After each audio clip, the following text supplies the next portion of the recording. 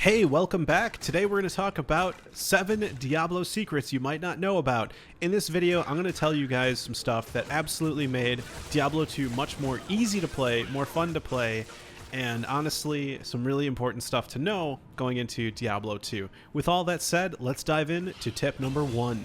Now, throughout Diablo 2, you'll inevitably run into locked chests. Now, in order to open these chests, you'll have to have a key in your inventory. This is nothing new. It's not the tip, but it's definitely something you need to know. Now, most of the time, creatures will drop this key and you'll be covered. Otherwise, you'll need to buy it from a merchant. But the little-known secret is that if you play an assassin, you can actually open locked chests without keys.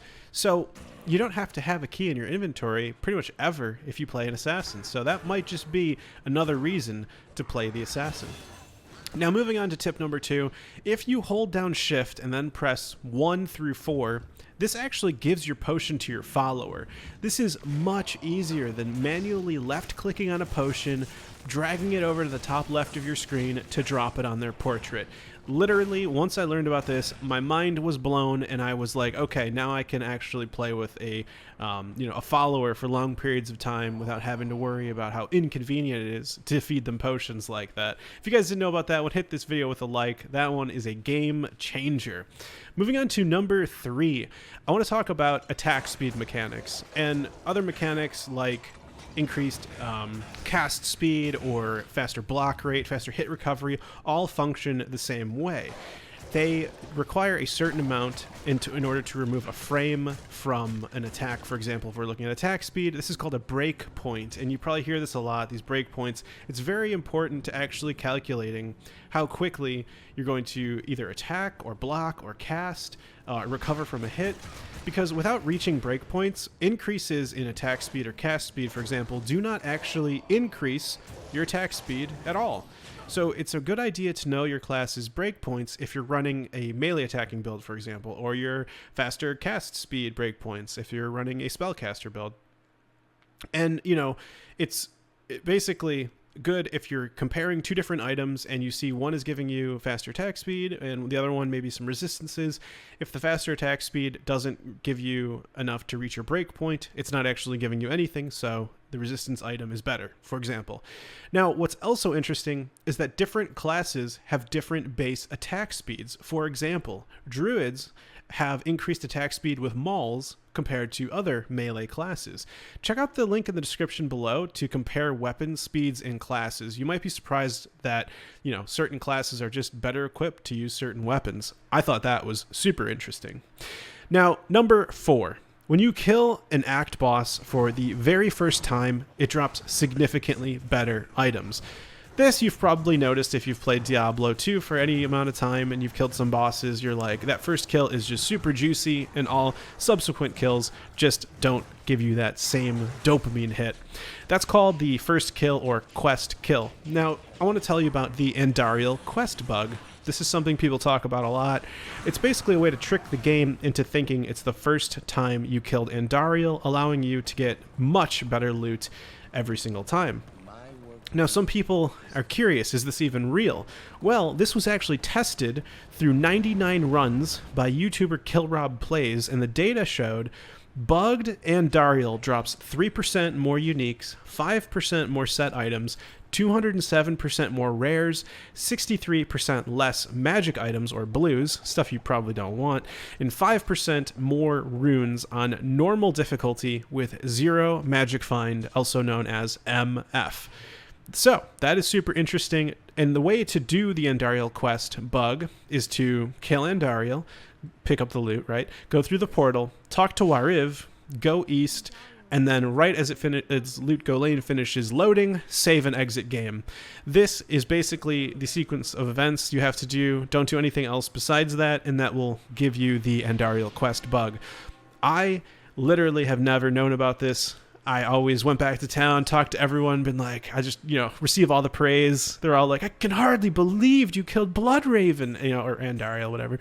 And it was just like, I'm just like, ha ha ha. But actually, it's better to bug out Andariel so that you get better loot in the future.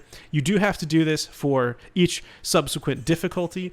So the Andariel Quest bug for normal, and then for nightmare, and then, of course, most importantly, I would say, for hell to do that Andariel Quest bug. Now, moving on to tip number 5, we have Uber Tristram, or Ubers, or officially the Pandemonium Event. This is an endgame special zone that can be accessed through collecting 3 sets of the Key of Hate, Terror, and Destruction, which drop in Hell difficulty from the Countess, the Summoner, and Nihlathak.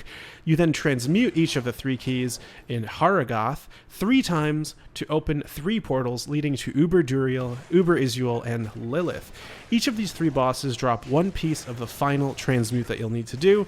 The 3 items are Diablo's Horn, Baal's Eye, and Mephisto's Brain. Once you transmute all 3 of these organs in Harrogath, the portal to Uber Tristram, or Ubers, opens and you can fight all 3 of the prime evils at once.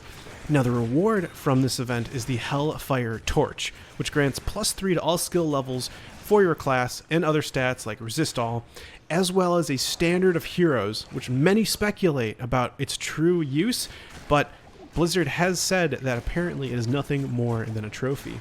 Very interesting endgame content. Personally, I have never reached it, but could be something to go after in Diablo 2 Resurrected.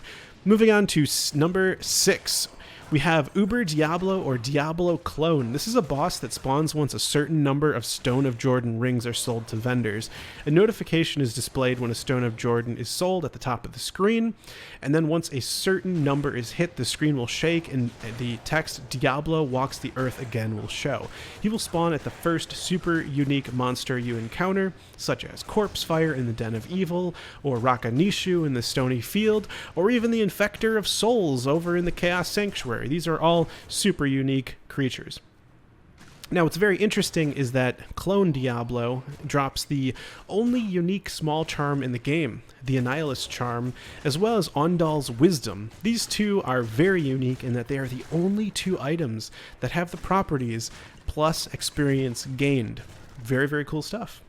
Moving on to the 7th and final tip today, we have aura tricks. Now, there's a lot of confusion about how auras work, what aura does, can I stack these auras, how many auras can I have? If I have 2 items that give +15 to Holy Shock, do they stack? Well, the answer to that question is yes, and you actually can stack auras, which is super interesting. Now, you can actually stack quite a few auras. Now, when it comes to your mercenary, you can only have 2 auras on your mercenary at a time, but if your main character can have as many as possible, you could have your primary aura that you have from your skills if you're a paladin, and that's called your active aura, and you can only have 1 of those on at a time. So if you set your right skill button to Thorn's aura, for example, you can't set your left skill button to Holy Shock, for example. You just can't have 2 active auras on at the same time. But if you put, let's say, Resist Lightning on your right skill button, and then you have the Dream Rune Word, which gives +15 Holy Shock, you can have both Holy Shock and whatever the first example I just said. I actually forgot already. But basically, you can stack both those auras, and then if you have your Mercenary there as well, giving you, let's say, with the Infinity Rune Word giving you that aura, then now you have 3 auras. So, and maybe as well as Holy Shock on your Mercenary, or Holy Freeze, right, is a defensive option. And so now your Mercenary is providing 2 auras, you're providing 2 auras. So that is pretty interesting. Now, auras do get a little bit complicated because auras granted by items equipped actually receive the synergy bonuses from your skills. Now, basically what that means is if you're using the Dream Rune Word and you get +15 Holy Shock, and then you go ahead and have, let's say, 30 points into Resist Lightning, well, what's awesome is that Holy Shock is going to get the synergy bonus of the points you put into Resist Lightning. That is really, really cool, and that is why the Dream Paladin actually does put points into Resist Lightning. However, if you had an item that gave, for example, Resist Lightning, and you put points into Holy Shock yourself, well, the item granting the Resist Lightning does not provide synergy to the Holy Shock that you put points into. So although you can get auras and they're going to receive synergies. Anything you receive from an item will not provide synergies. So auras are kind of complicated a little bit, but I saved the most complicated for last. I hope you guys enjoyed this video. If you did, don't forget to give it a like. Subscribe if you want more Diablo 2 content. My name is Toyhouze, and I will see you in the next video. Take care.